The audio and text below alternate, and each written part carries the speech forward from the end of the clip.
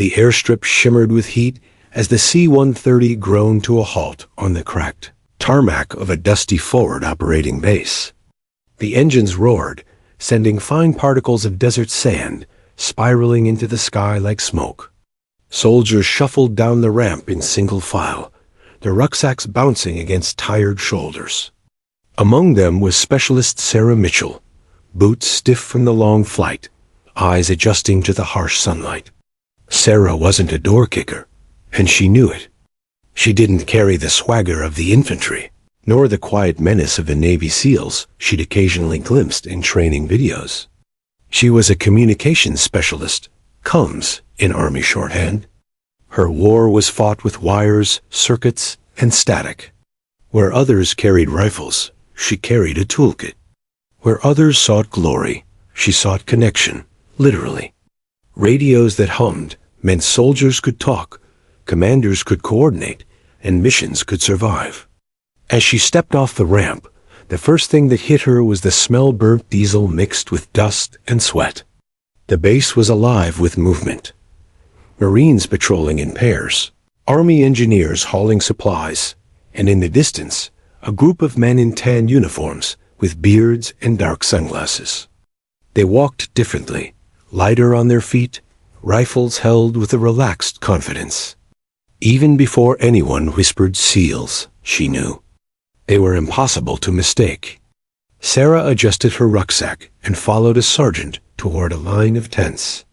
Her assignment had been clear. Report to the communications hub, inventory the broken gear piling up, and keep the radios alive. Radios, she thought with a faint smile, were like stubborn animals. They worked beautifully one moment, then refused to transmit the next. But she had always been good with them. Back home, her father used to joke she could coax electricity to behave if she just stared at the wires long enough. No one paid her much attention as she passed. A few nods, some muttered greetings, but mostly indifference. Soldiers on deployment quickly learned to focus on their own worlds. The infantry worried about patrol schedules and IED routes. Pilots thought about airspace and fuel. And the SEALs, well, she wasn't even sure what they thought about. They operated behind a curtain of secrecy that was both intimidating and alien. By the time she reached the COMS tent, sweat clung to her back, her hair matted under the helmet. The tent flaps opened with a groan, revealing a chaos of equipment. Radios stacked in crooked towers, wires spilling across tables, headsets with cracked plastic. The air was thick and smelled faintly of solder. A corporal looked up from behind a desk, relief washing over his face. "You're the new COMS tech?" he asked, pushing his glasses up.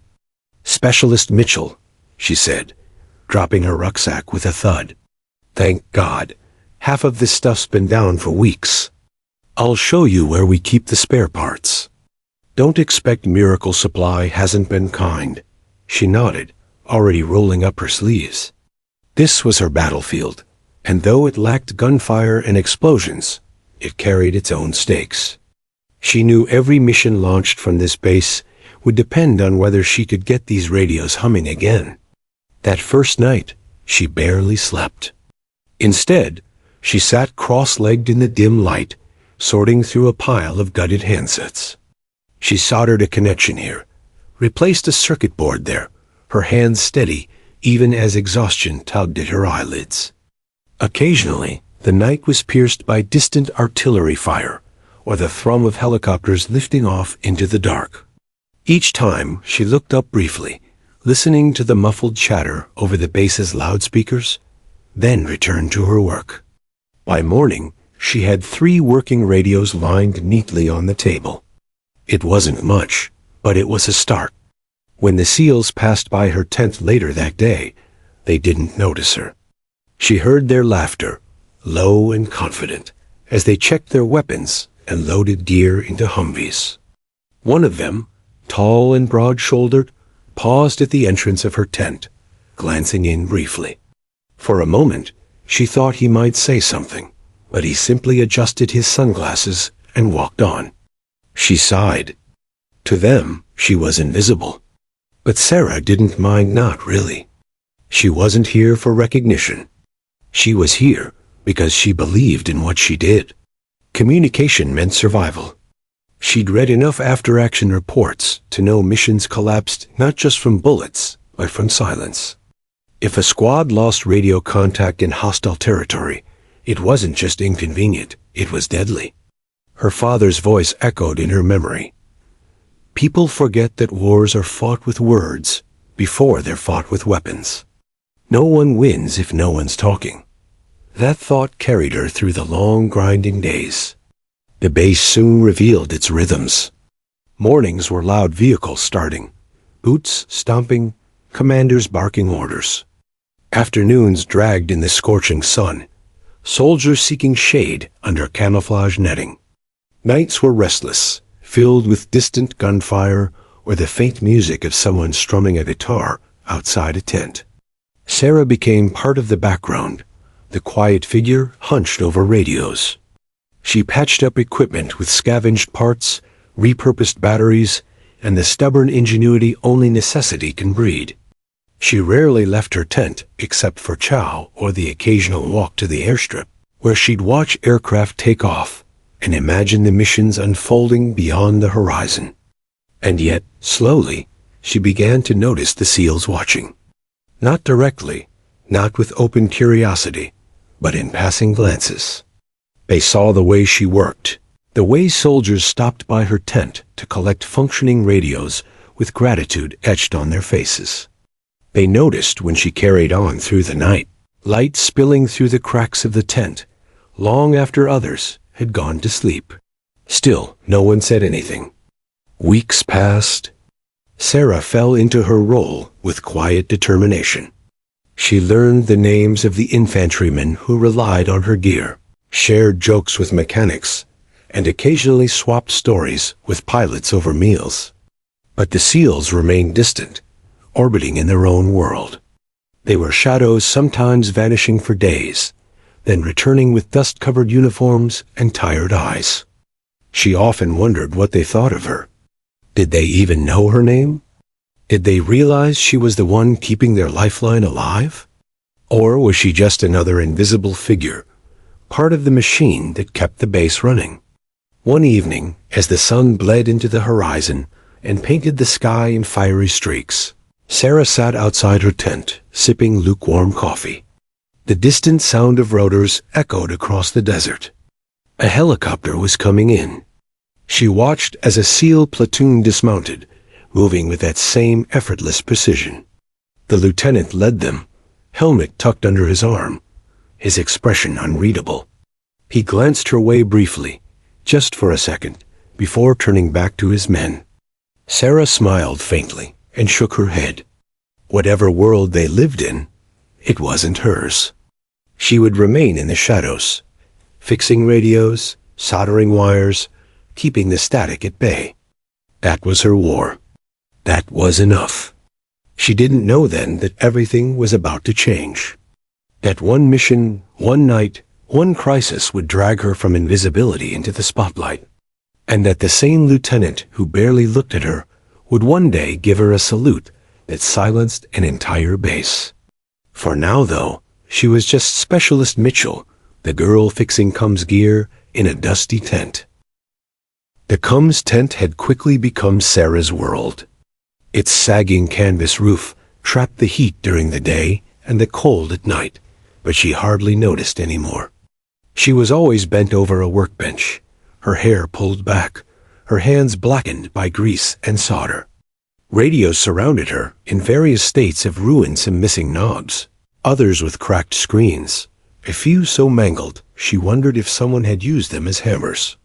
To most, the tent was just a supply stop. Soldiers came in muttering complaints, dropped broken gear on her table, and left without another word. Rarely did anyone pause to ask her name, let alone thank her. They assumed Cum's was like plumbing or electricity unseen, taken for granted, and only noticed when it failed. And so, Specialist Sarah Mitchell remained in the background, unnoticed and uncelebrated. It wasn't that she expected recognition. She'd never joined the army to be praised. In fact, when she enlisted, her recruiter had barely mentioned comms. You're good with electronics? Perfect. You'll keep radios running. At the time, it had sounded almost boring. But over the years, she had discovered a strange beauty in it. Radios weren't just machines. They were lifelines. A clear transmission could mean the difference between reinforcements arriving in time or a squad walking into an ambush. A working headset could separate silence from survival. Every time she stripped wires or resoldered connections, she imagined the soldiers on the other end, men and women, relying on her unseen hands to keep their voices alive in the chaos of battle. But no one else seemed to see it that way. The infantry guys were the worst. They swaggered into her tent, slammed broken gear on the counter, and muttered things like, "It stopped working on patrol," as though she had personally designed the equipment to fail at the worst possible moment. If she asked how it broke, they shrugged. It just did. She'd bite her tongue and get to work, reminding herself that their frustration came from exhaustion, not malice. Pilots were better. They at least understood the gravity of communication. A downed bird with a dead radio was a death sentence. They spoke to her with clipped professionalism, sometimes even gratitude. But even they rarely lingered. And then there were the SEALs. The Navy SEALs operated like ghosts, slipping in and out of the base at odd hours. Their uniforms a mix of regulation and improvisation. They wore beards when most couldn't, carried gear no one else had, and carried themselves with a confidence that bordered on arrogance. They never brought their own radios to her directly. Instead, someone else from logistics usually dropped them off. To Sarah, the SEALs were both fascinating and frustrating. They seemed untouchable, living in a world of shadows she couldn't access. Whenever they passed her tent, she caught fragments of their conversations, talk of missions, maps, and objectives that were quickly hushed if outsiders came too close. They never looked her way. To them, she was invisible.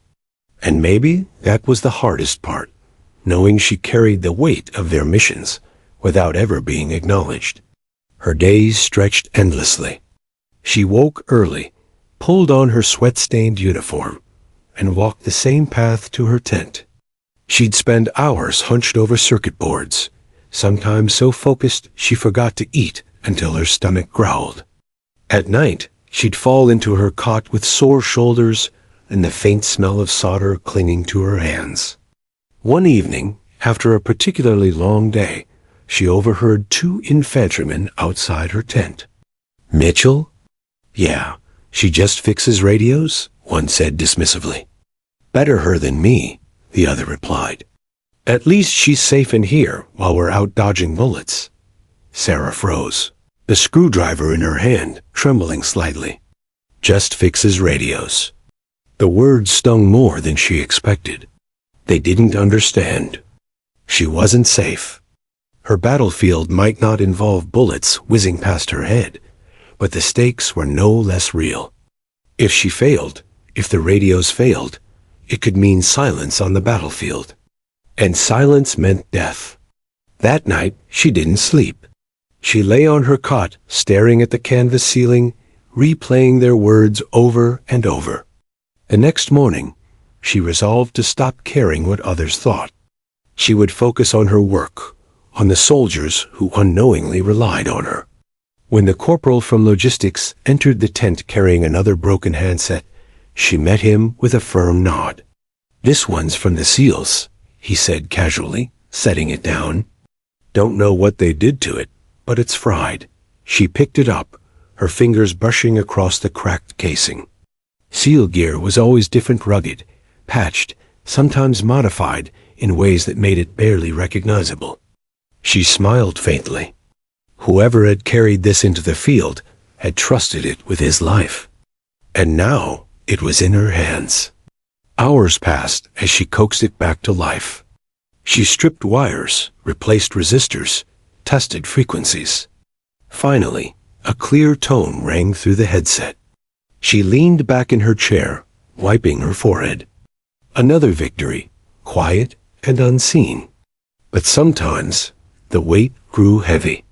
During meals at the chow hall, she'd sit alone at the end of a table, watching the others. Infantrymen told stories, laughing over scars and close calls. Pilots bragged about tight landings. Even the mechanics had their camaraderie. And then there were the SEALs, seated together in a corner, their laughter low and private. She wondered what it would feel like to belong to a group like that, to be recognized not just for her work, but for her worth.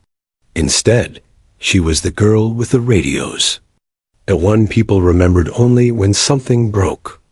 Late one night, as she walked back from the airstrip after watching a C-17 thunder into the sky, she heard voices near the motor pool.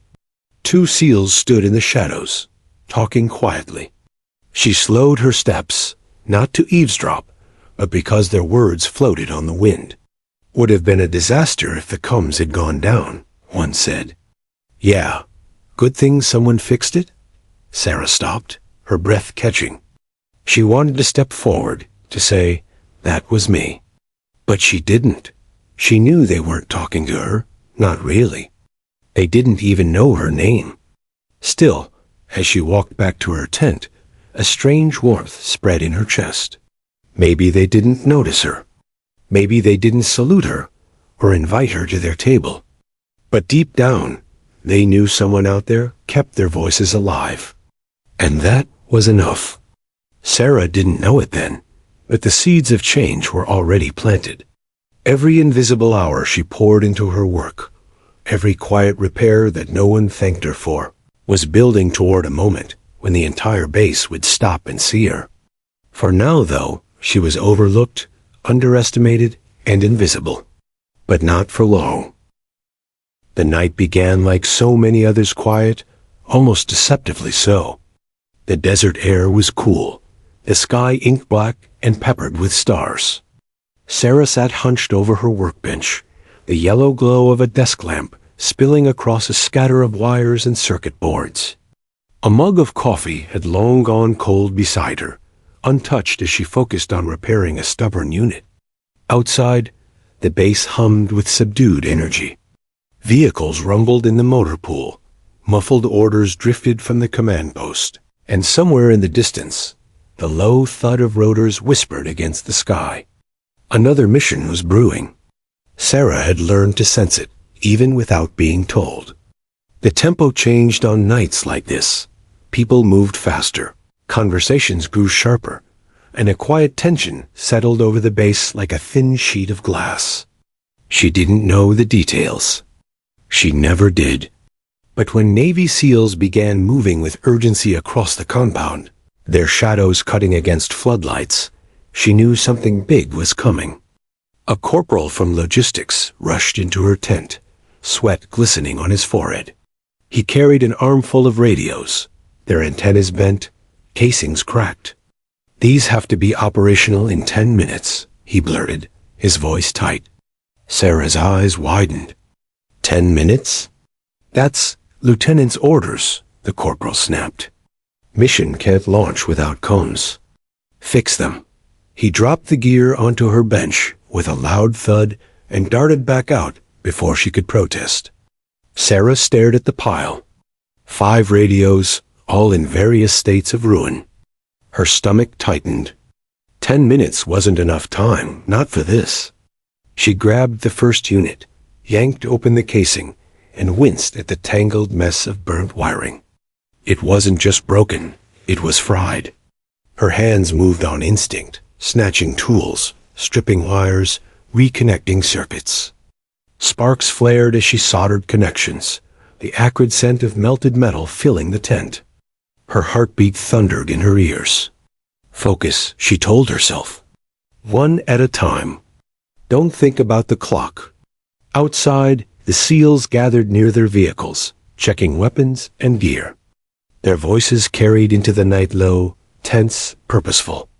Among them, Lieutenant Daniel Hayes stalked back and forth, arcing orders with the sharp precision of a man used to command. We don't launch blind, he growled. If coms aren't solid, we're not going. Sarah could hear him from her tent, his voice slicing through the air like a blade.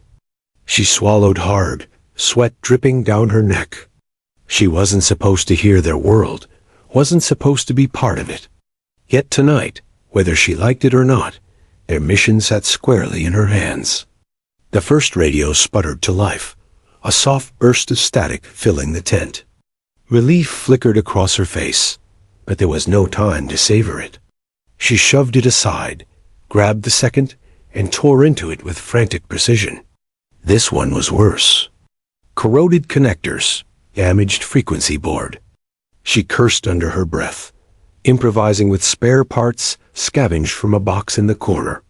The second slipped away mercilessly. The third wouldn't even power on. Her fingers trembled as she rewired the power input, biting her lip hard enough to taste blood. "Come on," she whispered, pleading with the machine, like it could hear her. "Don't quit on me now." The unit flickered, then steadied. She exhaled shakily and moved to the fourth. At the motor pool, tension boiled over. Lieutenant Hayes checked his watch, jaw clenched. "Where the hell are the radios?" he demanded. A corporal stammered something about the coms tent, but Hayes cut him off. "If we can't communicate, we don't step outside this wire." "That's not negotiable." One of his operators muttered, "We'll lose the window." Hayes's eyes narrowed. "Then we lose the window. I'm not sending my men out deaf and blind." The SEALs shifted uncomfortably, glancing toward the coms tent. For the first time, their mission, the kind of operation they trained years for, hinged not on their weapons or training, but on someone they hardly knew. Inside the tent, Sarah worked furiously. Her fingers were raw, her palms slick with sweat. The fourth unit crackled, static hissing into the quiet night. Relief surged, but she knew it wasn't enough. 4 working radios weren't enough for the whole platoon. She grabbed the last one. It looked like it had been dropped from a helicopter cracked casing, exposed circuitry, a bent antenna dangling by a thread. She almost laughed at the absurdity. "Of course you saved the worst for last," she muttered. Her hands moved faster, guided by instinct and desperation. She spliced wires with her teeth, cannibalized parts from a broken unit, and forced the pieces together with sheer willpower. Her lamp flickered, casting erratic shadows across the tent. Her breath came in ragged bursts. She knew the lieutenant's patience was running out. She could almost hear the seconds screaming past. And then click. The radio whined, static filling the air. She grabbed the handset, adjusted the frequency, and nearly cried when a crisp voice answered on the other end. "Coms check over." Her chest heaved with relief. She slammed the casing shut, wiped the sweat from her brow, and stacked the radios neatly on the bench. 5 units. Fully operational. In just under 12 minutes. The corporal burst into the tent, eyes wide.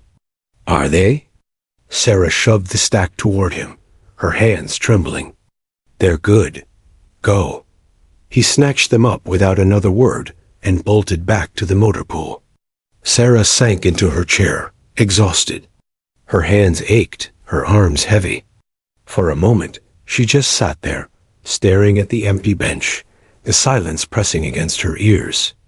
Then she heard it, the sharp, decisive bark of the lieutenant's voice outside. "Mount up. Radios are green.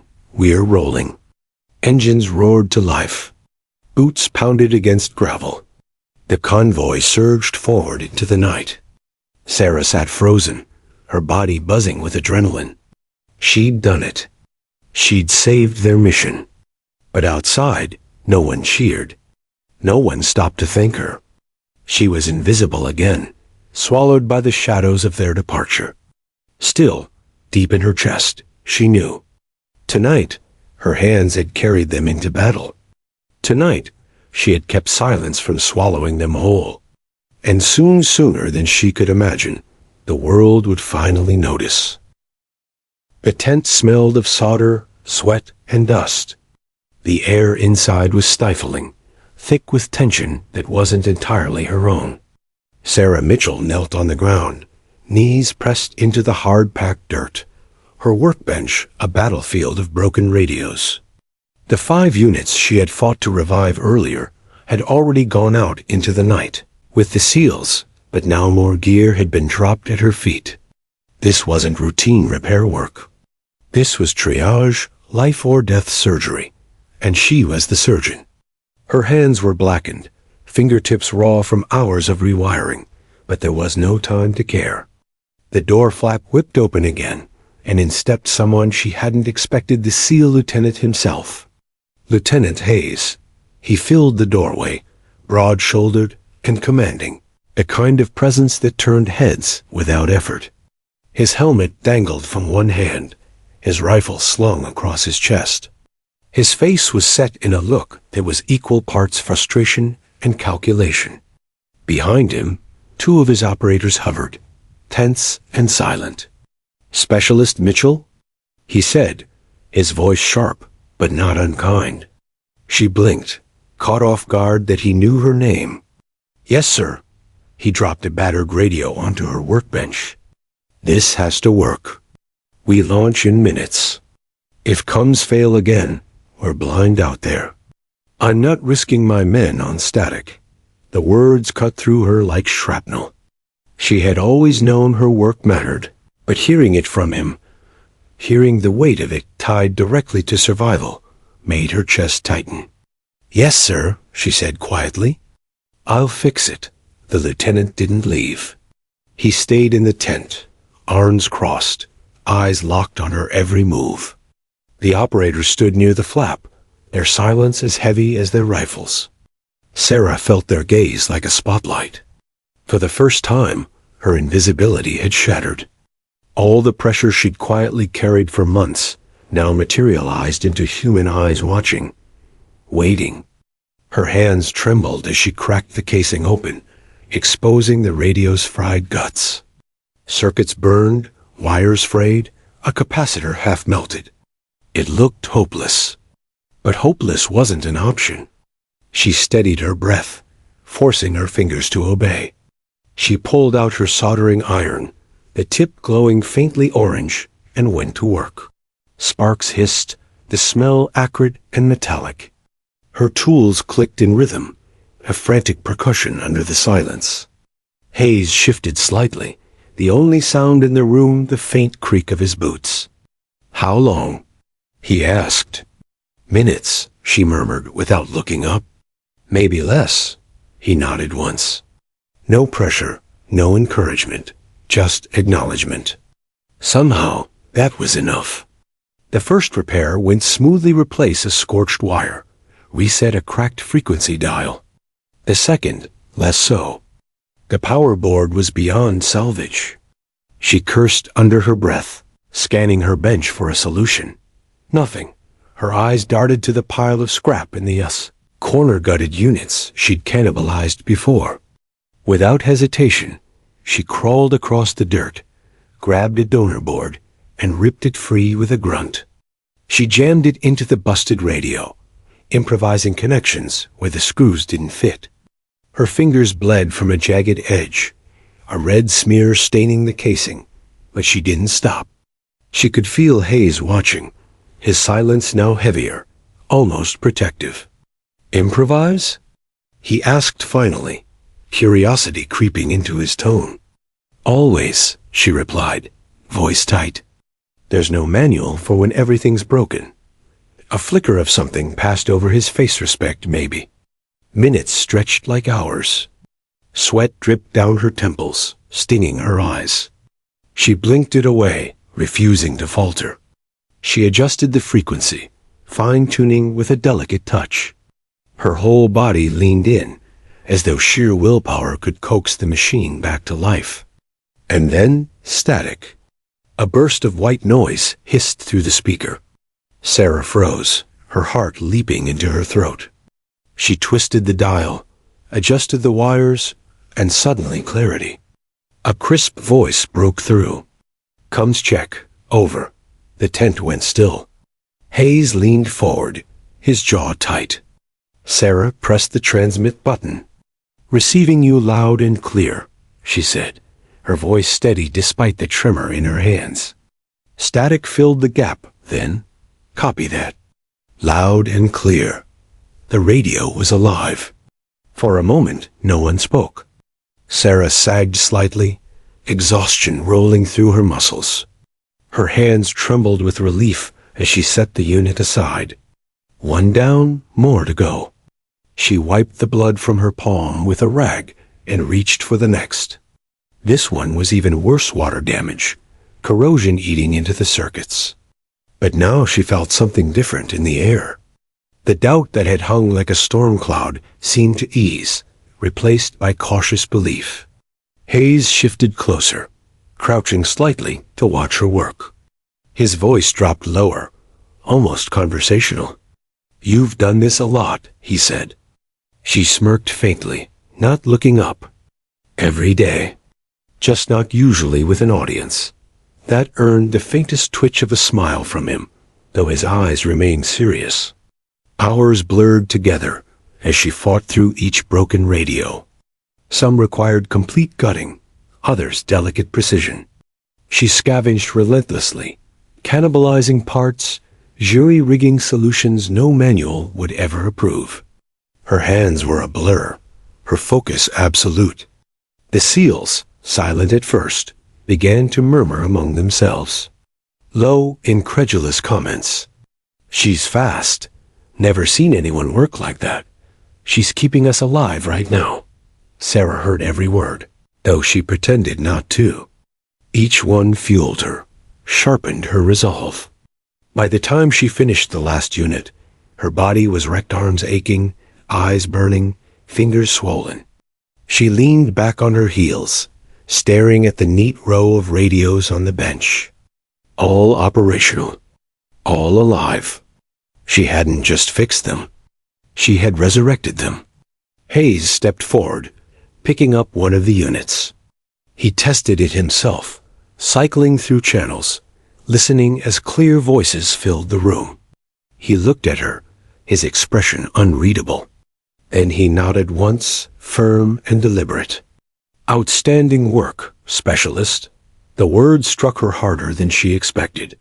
For months, she had been invisible, overlooked, forgotten. But in that moment, with the lieutenant's praise ringing in her ears, she felt seen. He clipped the radio to his vest, straightened, and turned toward the flap. "Gear up," he told his men. "We're back in business." The SEALs grabbed the units, strapping them to their kits with renewed confidence. One of them, a broad-shouldered operator with tired eyes, paused briefly as he passed her. He gave her a small nod, not casual, not dismissive, but respectful. Then he disappeared into the night with the others. The roar of engines filled the air again as the convoy rolled out, headlights cutting through the darkness. Sarah stood in the doorway of her tent, watching them vanish into the desert. She rubbed her aching hands together, her chest swelling with something she hadn't felt in a long time. Pride, not the shallow kind, not vanity, but real, hard-earned pride. The kind born from sweat, blood, and knowing lives depended on her. The base slowly fell quiet again, the silence settling heavy around her. She turned back into her tent, the glow of her lamp spilling over the empty workbench. For the first time in weeks, she allowed herself a small smile. They hadn't said much, but she didn't need much. She had fixed the cones. She had saved their mission. And though she didn't know it yet, the fix tonight was only the beginning. The salute was still to come. The desert night swallowed the convoy as it pushed beyond the wire, engines rumbling low under a blanket of stars. Inside her tent, Specialist Sarah Mitchell sat at her workbench, surrounded by the faint glow of her lamp and the lingering smell of solder. Her hands still shook faintly from hours of relentless work. Her fingertips burned raw. She should have collapsed on her cot, but she couldn't. Not yet. On the corner of the bench, Her monitor flickered with green lines of signal. A small earpiece rested against her ear, linked directly to the battalion net. She wasn't officially required to monitor the mission. Her job was done the second those radios left her hands, but she couldn't pull herself away. Every burst of static, every clipped call sign, every faint murmur carried weight. Those weren't just voices. Those were lives moving through the night, relying on her patchwork miracles to hold them together. Out in the field, the SEAL platoon moved like shadows. Lieutenant Hayes led from the front, every step precise, every gesture deliberate. Around him, his operators melted into the terrain, their forms nearly invisible under night vision. The target compound loomed a mile ahead, a dark silhouette crouched in the desert like a predator waiting to strike. But unlike previous nights, their world wasn't fractured by static. The radios crackled to life with clarity that felt almost alien after weeks of broken signals. Alpha 1, moving to Overwatch. Copy? Copy solid, Alpha 1. Bravo in position. The words cut through the night like steel, crisp and certain. Hayes keyed his mic, his voice low. All cal signs. Comms are green. Execute. It wasn't just a technical check. It was reassurance. The net was alive, and the mission could breathe. Back in the tent, Sarah gripped the edge of her desk as the traffic filled her ears. She wasn't supposed to understand half of it, the shorthand, the jargon, the clipped code words, but she didn't need to. She knew the difference between panic and calm, between broken chatter and smooth rhythm. Tonight was smooth. Her chest swelled with something fierce. She had given them this rhythm. Her hands, her scars, her sleepless hours. She wasn't on the battlefield, but her fingerprints were stamped on every whispered command, echoing through the desert. The SEALs hit the compound with practiced violence. Doors shattered under breaching charges, shadows poured inside. Gunfire barked, short and controlled, followed by silence. Objective secure. A voice crackled. Package in hand. Hayes keyed up. Copy. Exfil to Point Delta. Keep it tight. The comms flowed like water, no gaps, no faltering. In a world where seconds could mean coffins, the link Sarah had restored became their lifeline. They maneuvered without hesitation, confident that every word spoken was heard exactly as intended. Sarah leaned closer to the monitor, heart hammering. She shouldn't care this much. She wasn't part of the mission, wasn't in the roster, but she couldn't help it. Every clear transmission felt like proof she mattered. Proof she wasn't just the comms girl, tucked away in a corner. The gunfire echoed faintly through the net, followed by terse confirmations. She imagined their silhouettes moving against moonlight, rifles raised, radios clipped to their vests, her radios. She whispered under her breath, though no one could hear, "Come back safe." Minutes stretched. Then at last, convoy inbound. 10 mics. The words shot through her like a surge of electricity. They were on their way back. The radios had held. The mission hadn't collapsed in static. Sarah sagged back in her chair, relief washing over her so heavy it nearly knocked her flat. Her tent suddenly felt too small, her body too drained. She pressed her palms to her face, tears pricking at the corners of her eyes. She hadn't realized how much weight she'd carried until it lifted. Out in the desert, the convoy thundered toward the base. Hayes sat in the lead vehicle, headset snug against his ears. He hadn't said much during the mission, not more than necessary, but inside, he knew. They had pulled it off because of her. When the radios had failed weeks earlier, his team had been forced to fall back, blind and disconnected, every move a gamble. Tonight, it had been seamless. Trust wasn't scattered across broken wires. It had been solid, invisible, unshakable. Hayes looked at the operator across from him, who was grinning faintly under his night vision goggles. "Smoothest run we've had in months," the man said. Hayes only nodded. His men were alive. That was all that mattered. The base gate swung open as the convoy rolled inside. Engines cut, doors slammed, boots hit the ground. The SEALs moved with the weary satisfaction of men who had earned another sunrise. Sarah stood outside her tent, the night air cool against her skin, fatigue pulling at her bones. She hadn't meant to be there. She'd told herself she'd wait inside, stay invisible like always. But when the engines rumbled closer, her feet carried her outside before she could think. The vehicles halted, headlights cutting out. One by one, the operators dismounted, gear clanking, faces shadowed by grime and exhaustion. They looked larger than life, warriors back from the edge. And then she saw him. Lieutenant Hayes, helmet tucked under his arm, stride steady as ever. His eyes scanned the camp, sharp even in the dark. When they landed on her, just for a moment, something shifted in his expression. Recognition. The SEALs moved past her, lugging their gear, muttering to each other in low voices. Some glanced at her briefly, nothing dramatic, just a flicker of acknowledgement in their eyes. Not dismissal, not indifference. Something new. Hayes paused a few steps from her. Dust clung to his uniform, his face streaked with sweat and sand. He studied her in silence for a long beat. "Coms were perfect," he said finally, his voice low but deliberate. "Couldn't have done it without you." Sarah opened her mouth, but nothing came out. Her throat was dry, her chest tight. She settled for a small nod, words failing her.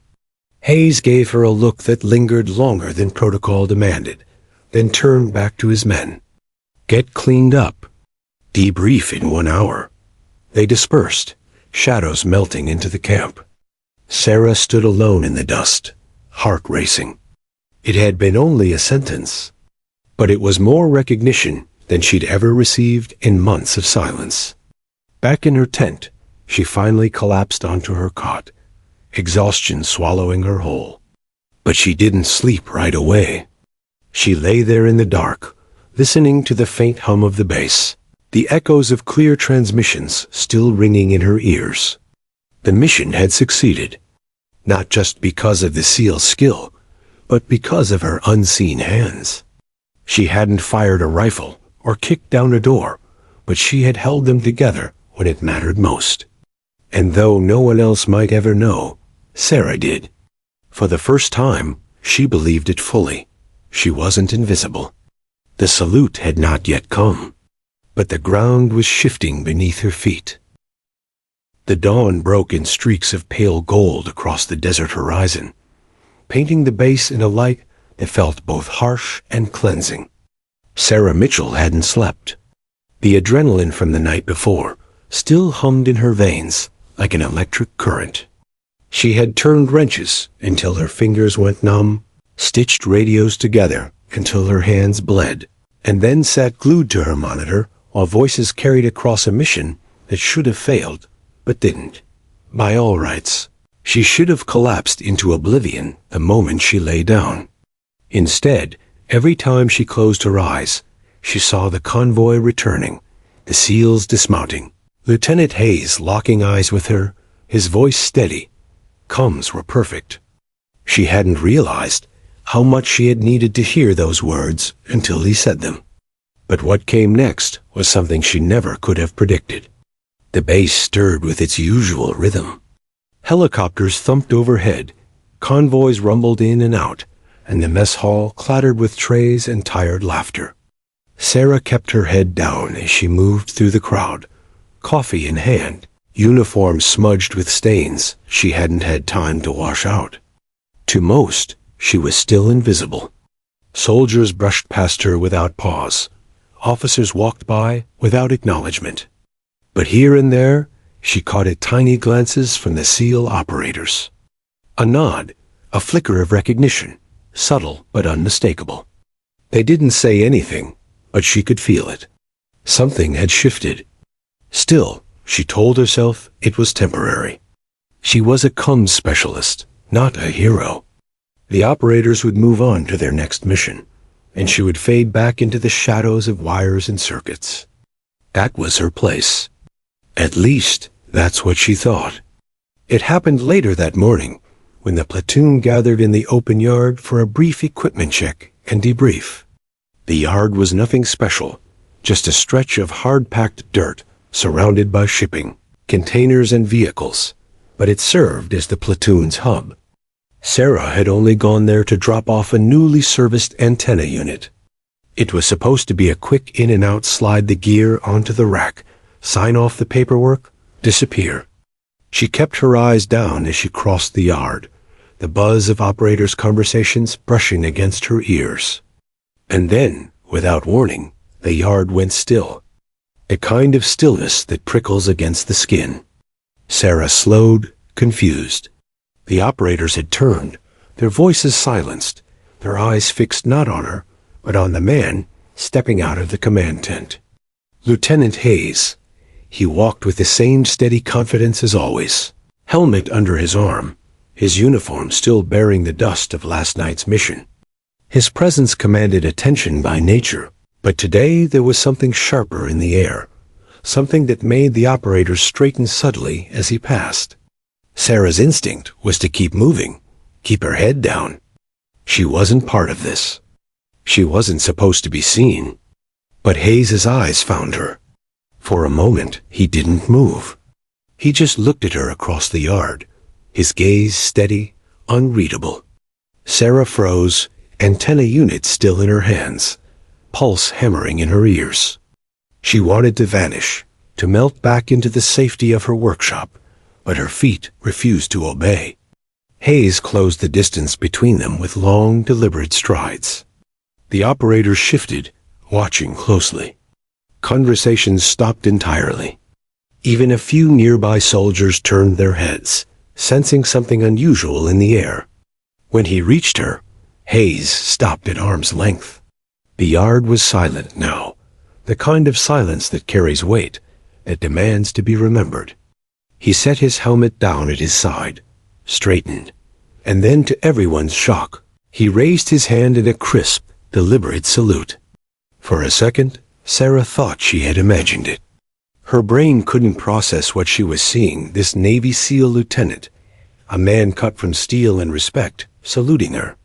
A lowly communications specialist who spent her days elbow-deep in circuits. The salute wasn't casual. It wasn't a passing nod.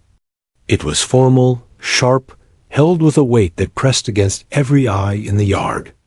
It was respect made visible. Sarah's breath caught in her chest. She didn't move, didn't know if she was supposed to respond, didn't know if her trembling hands would even allow it. But her body moved before her mind caught up. Slowly, awkwardly, she raised her hand to return the salute. Her heart hammered as she met his gaze. Hayes's eyes were steady, unwavering, as if he was silently telling everyone present exactly what this moment meant. This wasn't protocol. This wasn't routine. This was acknowledgement. Around them, the operators shifted, glances darting between each other. A few straightened instinctively, as if pulled into the gravity of the moment. To see their lieutenant salute someone outside their circle, someone not of their world, was unheard of. But no one moved to interrupt. The salute held for 3 long, electric seconds. Then Hayes lowered his hand, his expression calm but purposeful.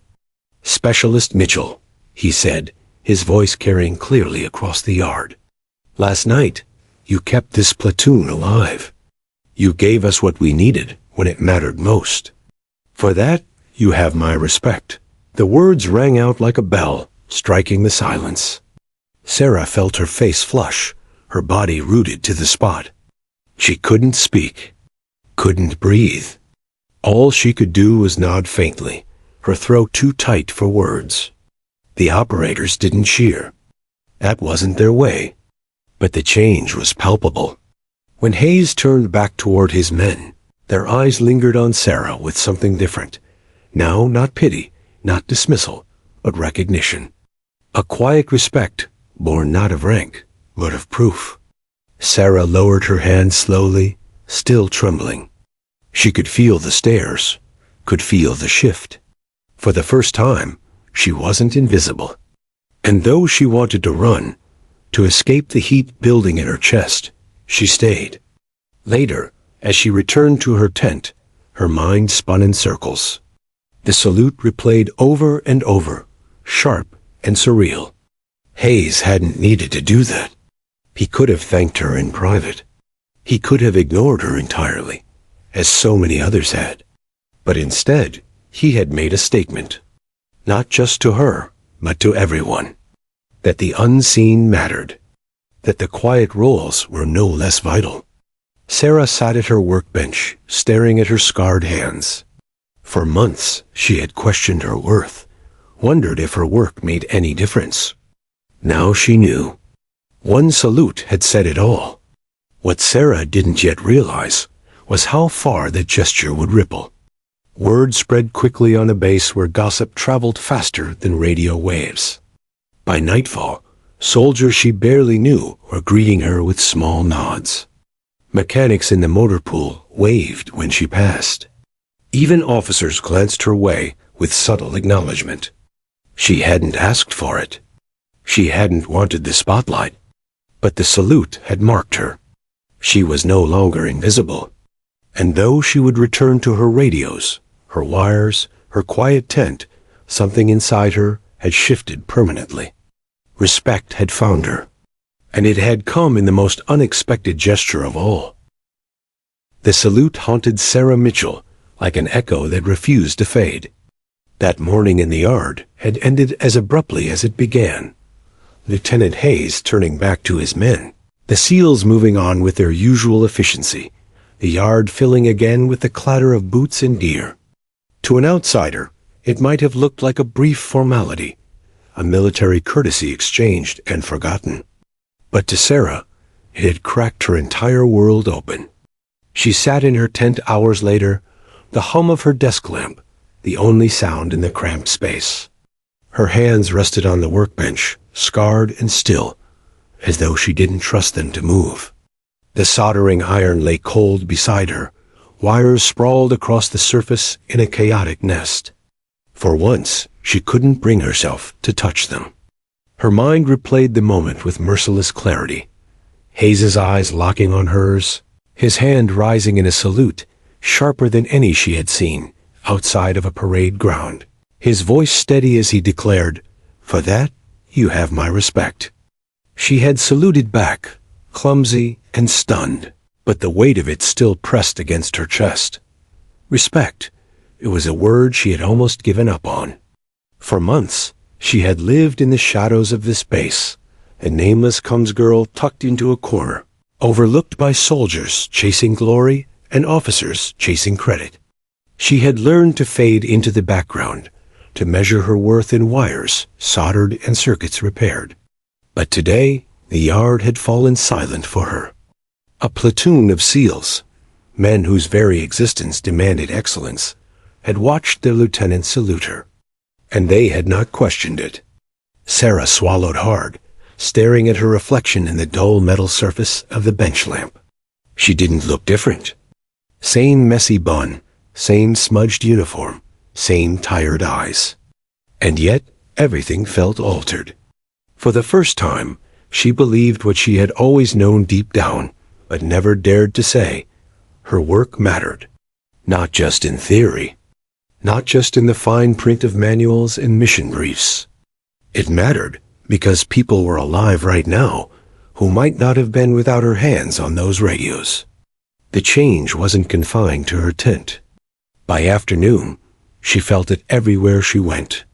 In the mess hall, a mechanic from the motor pool slid his tray down the line, gave her a nod, and said, "Heard you pulled the SEALs out of the fire last night. Good work." He didn't linger for praise, didn't make a spectacle of it. Just said it plain, as if stating fact.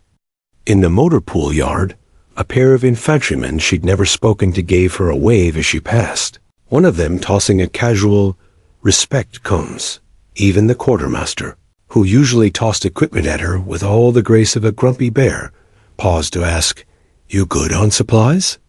Need me to bump your requisition up?" Sarah blinked in surprise each time, unsure how to respond. She wasn't used to being noticed, let alone acknowledged. It wasn't fanfare. It wasn't parades. It was small, quiet nods of respect. And somehow, those were worth more than medals. The SEALs, too, carried themselves differently around her. They didn't suddenly swarm her tent with praise. That wasn't their way. But when they passed her in the yard, their eyes lingered a moment longer. When they collected gear, their voices softened a fraction. Once, as she walked past a group of them cleaning their rifles, she caught the tail end of a murmured sentence. "She's the reason we had clean comes." They didn't say it to her face. They didn't need to. The respect was there, threaded into the silence, carried in the glances. Sarah wasn't part of their team, not in the way they were bonded by fire and blood. But she was no longer invisible to them. And for her, that was everything. That evening, as the sun dipped low and the base bathed in amber light, Sarah found herself walking the perimeter fence. It wasn't something she usually did. She preferred the comfort of her tent, the predictability of circuits and solder. But tonight, she needed space. She needed air. She leaned against the fence, staring out at the endless stretch of desert. The horizon shimmered, the sky a canvas of fading fire. Somewhere beyond those sands, danger lurked, ambushes, bombs, firefights. She would never walk those paths with a rifle in hand. That wasn't her war. But last night had proven she was still part of it. Her war was fought in static, in broken wires and dying batteries, in the quiet hours when no one was watching. Her war was making sure voices carried when they needed to most. And in the end, wasn't that just as vital? A voice broke her reverie. "Beautiful out here, isn't it?" She turned. Lieutenant Hayes stood a few paces away, helmet tucked under his arm, the fading sun painting his features in bronze. He didn't loom, didn't command. He simply stood beside her, looking out at the same horizon. "Yes, sir," Sarah said softly, unsure what else to offer. For a while, they said nothing. The silence wasn't heavy. It was steady, like the quiet hum of a working radio. Finally, Hayes spoke. "I meant what I said this morning." Her throat tightened. "About respect?" He nodded once. "I don't hand it out lightly. Neither do my men. But you earned it." Sarah swallowed, the weight of his words sinking deeper than she expected. "I was just doing my job." "Everyone says that," Hayes replied. "But not everyone does their job with stakes this high. Not everyone delivers when failure means lives lost. You did." She looked down, embarrassed by the praise, unsure what to do with it. Hayes studied her for a moment longer, then added quietly, "Don't ever doubt your place here, specialist. You belong." The words nearly undid her. For so long, she had wondered if she was a placeholder, a cog anyone could replace. But Hayes's voice carried no doubt, no empty courtesy. It was truth, spoken plainly. Sarah nodded faintly, blinking against the sting in her eyes. "Thank you, sir." Hayes gave a small nod in return. Then, with the same quiet confidence as always, he turned back toward the yard. "Get some rest. You've earned it." She watched him go, his figure swallowed by the growing shadows. For the first time since arriving at this base, Sarah didn't feel like a ghost. She felt real, seen, respected. That night, lying on her cot, she thought back to the girl who had first stepped off the transport months ago. Nervous, invisible, unsure. That girl had spent her nights buried in broken circuits, convincing herself her work was background noise. Now she knew better. Her war might be quiet, but it was no less vital. And respect, once a distant dream, had found her in the most unexpected way, not through medals or speeches, but through one salute, one sentence, and the ripples that followed. As sleep finally claimed her, Sarah held onto that truth. She was no longer invisible. And tomorrow, when the radios broke again, as they inevitably would, she would fix them with hands that finally believed in their worth. The desert had a way of swallowing time. Days bled into nights, nights bled into days, and before long, weeks had passed since the morning when Lieutenant Hayes's salute froze an entire yard in silence. Yet for Sarah Mitchell, it never faded. Not in memory, not in its consequences. Life on the base carried on. Convoys rolled, missions launched, helicopters thundered against the sky. Radios still broke, batteries still corroded, and wires still frayed at the worst possible times. Sarah's work didn't suddenly grow easier. If anything, the demand grew heavier. But something fundamental had changed, the way people looked at her. It started with small things. Operators checked in on her before missions, asking about their gear with genuine curiosity instead of detached expectation. Mechanics from the motor pool sometimes brought her extra tools, sliding them onto her bench without a word. Even infantrymen who barely knew her began stopping by, calling her Comes with a kind of affection instead of indifference. One afternoon, she caught herself smiling at the absurdity of it all. Respect, she realized, wasn't loud. It didn't come in fanfare or medals pinned to her chest. It was quieter than that. A nod, a word, an unspoken trust that her hands could hold lives together. And in the military, that was legacy enough. The SEALs, too, left their mark. They never coddled her, never treated her like one of their own in the way they bonded with each other. But there was a recognition now, woven into every glance and every interaction. When they dropped off equipment, their voices carried weight. When they returned from missions, they left their radios on her bench with care instead of casual dismissal. The biggest change, though, was Hayes. He never repeated the salute. He didn't need to. But every so often, when their paths crossed, his eyes found hers. Sometimes it was just a nod, sometimes a single sentence. Good work, specialist. We had clean comes last night. Keep doing what you're doing. Each time, Sarah felt the ground steady beneath her feet. But the moment that sealed it came weeks later, when another platoon rotated in. New operators, new faces, strangers who hadn't been there to witness the salute. They came into her tent, tossing a pile of battered radios onto her bench, their voices brisk, dismissive. Sarah felt the old sting of invisibility rise in her chest, the memory of months spent overlooked. For a moment, she feared everything had reset. Then one of Hayes's men, a SEAL who had been there that morning in the yard, stepped forward. "Treat her right," he said, his voice flat but firm. "She's the reason we made it back more than once." The room went still. The new operators glanced between them, eyebrows raised, curiosity sparking. Sarah didn't say anything. She didn't have to. The C.A. Lull's words hung heavy in the air, rewriting the way they looked at her. Respect wasn't hers alone to claim anymore. Others carried it for her, passing it forward. That was legacy. It wasn't about her name being remembered in reports. She knew she'd never be mentioned in after-action briefs, never see her story written in official histories. The world beyond the wire would never know her face. But she also knew that somewhere, in the quiet conversations passed between soldiers, her name carried weight. Not flashy, not dramatic, just enough to spark recognition. Mitchell? Yeah, she's the one who fixed the radios. She's solid. It wasn't the kind of legacy carved in stone, but it was real. Real enough to last. One night, long after lights out, Sarah sat at her workbench alone. The lamp cast a soft halo over the pile of equipment in front of her. A battered headset sat in her hands, wires exposed, static whispering faintly in her ear. She closed her eyes and listened to it.